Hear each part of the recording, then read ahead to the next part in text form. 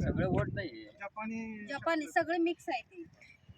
हे मोठं झाड त्याचा इतर झाडावर काय परिणाम होणार नाही नाही होणार. त्याच्यामध्ये लहान आपण टाकले तुळस वगैरे ही लहान जी तिच्या खाली येणार नाही. त्या मोठ्या झाडाच्या निम्म वया होणार आणि त्या नुकसानात. वर्गीय असं त्यांची भांडणं लागेल भांडणं लागली तर महत्त्वाचं. त्याची उंची वाढवावी. म्हणजे वाढवणार. हा म्हणजे ते दृश्य स्वरूपात तिसऱ्या वर्षानंतर साधारण 5 ते 6 वर्षाच्या वेळेला तयार होतं.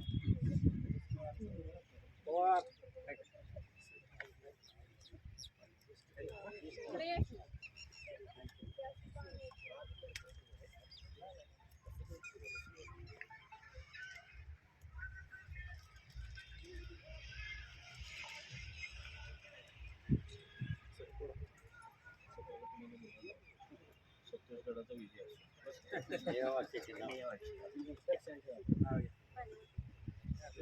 पुढे बाहेर काढा, बाजूला काढा. व्हिडिओ काढा व्हिडिओ. खाली हा.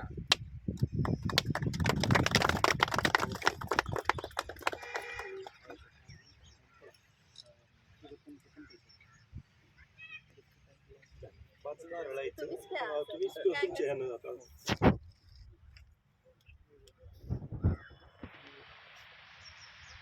सगळी झाडं आली पाहिजेत, नारळ पडताय. 100 एक फोडला की एकच. हे पडतात म्हणलं सगळे आली पाहिजेत. येणारच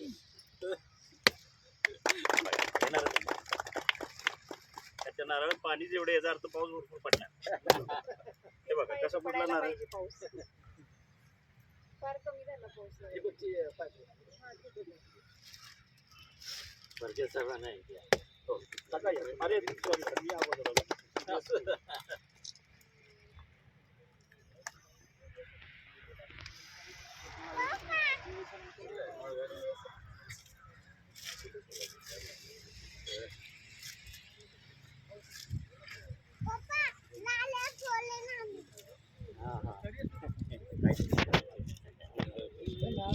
तुला देतो ना.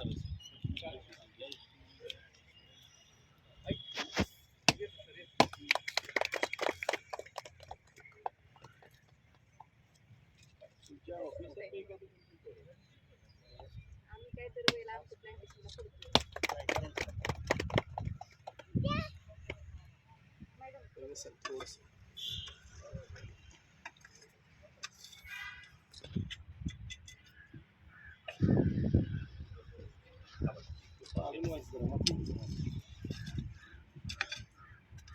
सरळ सरळ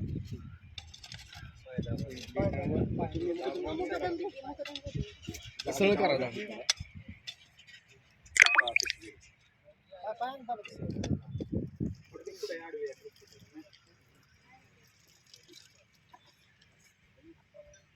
मिनिट सर एक पुढे सगळ्यांनी एक एक लावायचं आहे. सगळ्यांनी एक एक लावायचं. एक झाड लावायचं आहे.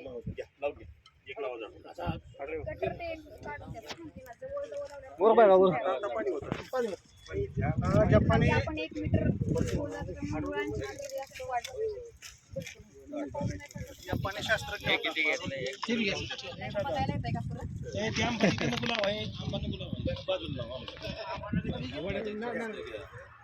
ते आंबा उचला. आंबा इकडे नाही, आंबा इकडे. या पुढे या.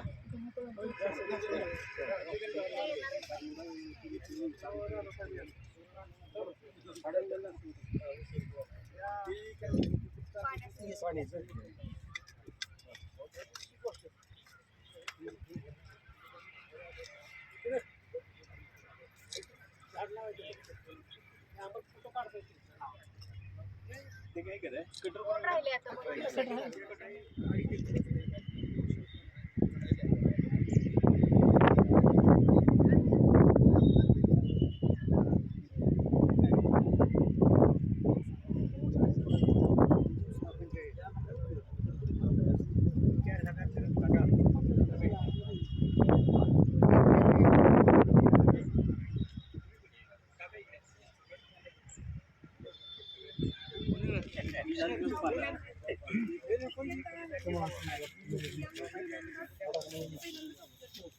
याच्यामध्ये काय काय असतं काय नाही ते आता आम्ही पण याच्यासोबत जे काय असेल ते असू दे आपण मात्र या ठिकाणी आता वृक्षारोपण होत आहे. मोठ्या प्रमाणामध्ये 45,000 वृक्ष लागवड या ठिकाणी होणार आहे. की जे मला हे पण वाटतंय की बाबा वृक्ष आपण नवीन लावतो. दरवेळेप्रमाणे माझं यावेळेस पण हे म्हणणं आहे की आपण जी झाडं आहेत ती पण टिकवली पाहिजे. असं नाही की आधी ती झाडं काढून टाकायची आणि मग नवीन झाडं लावायची. आपल्याकडे जे काही नैसर्गिक सोर्सेस आहेत ते आपल्याला ठेवायचे, वाचवायचे, जतन करायचे आणि मगच आपण पुढच्या स्टेपला जायचं. म्हणजे जे काय आपण आता झाडं लावतो अभिनंदन करेन आणि ही ज्याला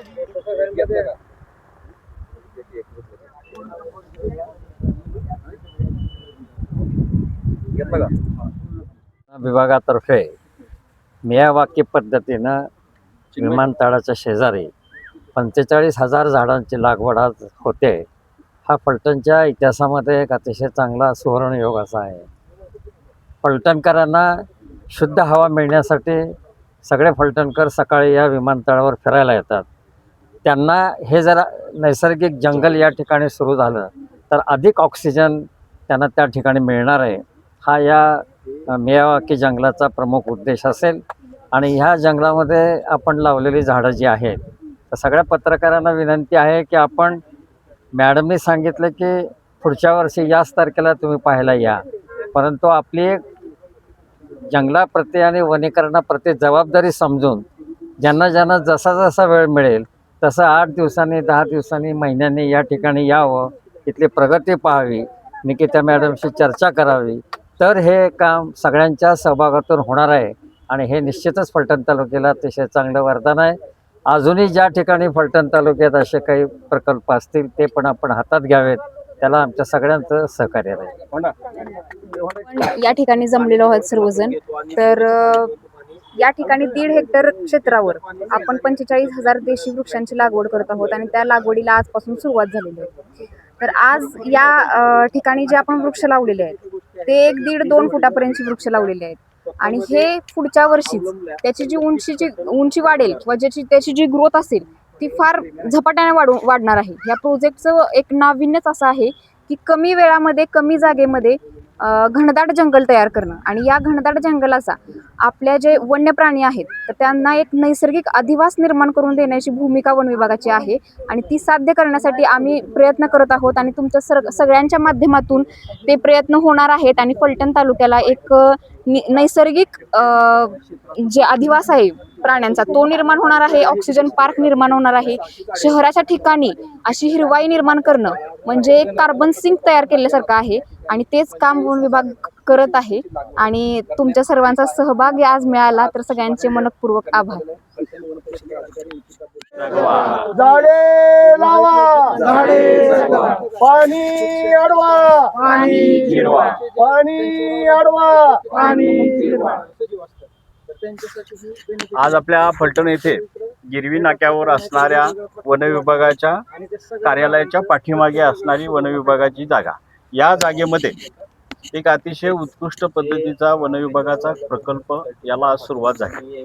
आणि या वन विभागाच्या वतीने सर्व पत्रकार NGO यांच्या सन्माननीय सर्वांना निमंत्रित करून वन विभागाच्या वतीने इथे हा मियावाकी पद्धतीचा जो प्रकल्प आहे त्याची सुरुवात केलेली आहे. असे एकूण 2026-27च्या कार्यकालामध्ये 5 ते 6 टप्पे होणार आहेत, नाही का?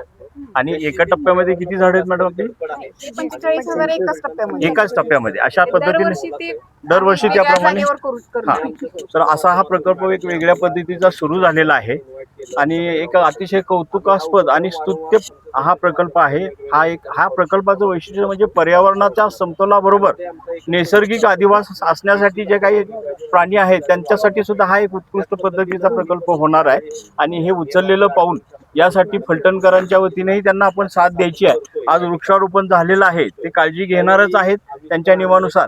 पण आपण सर्व फलटणकरांनी पण इथे जर आपण राहिलो आणि अशा पद्धतीचा आदर्श घेऊन वेगवेगळ्या ठिकाणी आपण सुद्धा जर असा ह्या वनीकरणाचा वन विभागाचा आपण ते काही थोडंसं एक आदर्श घेऊन जर सुरुवात केली तर नक्कीच फलटणच्या पर्यावरणासाठी ते उत्कृष्ट पद्धतीचं होईल. त्यामुळे मी सर्व फलटणकरांना, फलटण तालुक्यातील नागरिकांना एक विनंती करतो, आवाहन करतो की सर्वांनी ह्या आदर्श उपक्रमाचा आदर्श घेऊन आपल्या इथे पण अशा प्रकारचे हरित जंगल निर्माण करण्याचा प्रयत्न करावा.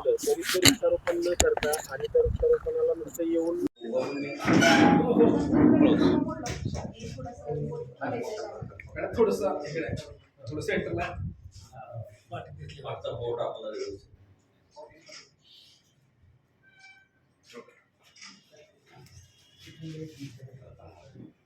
परंतु छत्रपती शिवाजी महाराजांनी बांधलेला एक किल्ला, त्यांची जिवंत स्मृती आपल्या तालुक्यात आहे, संतोषगड म्हणून. आणि त्याचा प्रोजेक्ट अजून वन खात्याकडनं परिपूर्ण झाला नाही.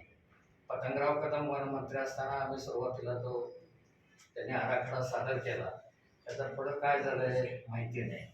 तेव्हा आपण एक तरुण अधिकारी आहात, कार्यक्षम आहात, तर आपण तो प्रकल्प पुन्हा हातात घ्यावा. सगळ्या स्वयंसेवी संस्था किंवा पत्रकार, शासकीय इतर अधिकारी वगैरे तुम्हाला सगळं सहकार्य करतील.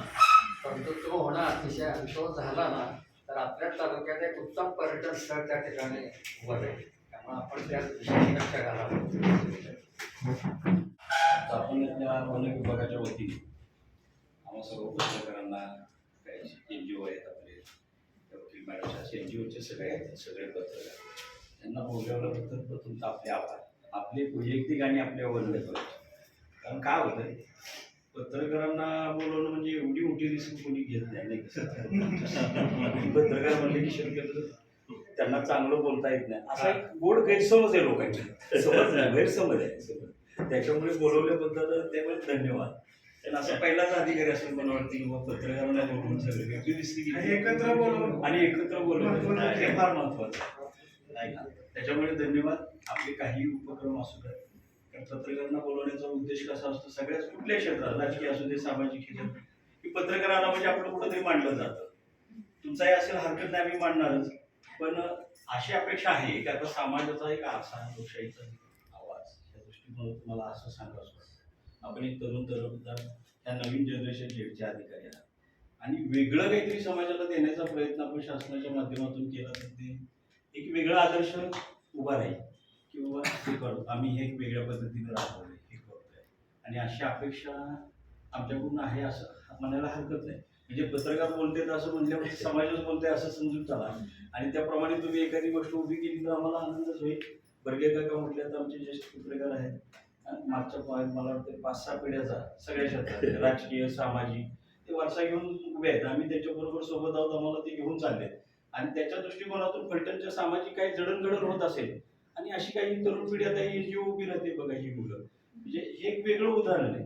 तर त्याच्या दृष्टिकोनातून त्याच्याबरोबर आपण राहून जर आता एक पर्यावरणाचा समतोल राखण्यासाठी एक चांगला वन विभाग आहे आणि एक उत्कृष्ट कार्य घडावं आणि तुमच्याकडून घडावं अशी सुद्धा आम्ही पण प्रार्थना करतो आणि आमचं सहकार्य तुमच्या बरोबर आहे, बरोबर. तर त्याबद्दल आभार. काय कार्यक्रम आपण नक्की करू.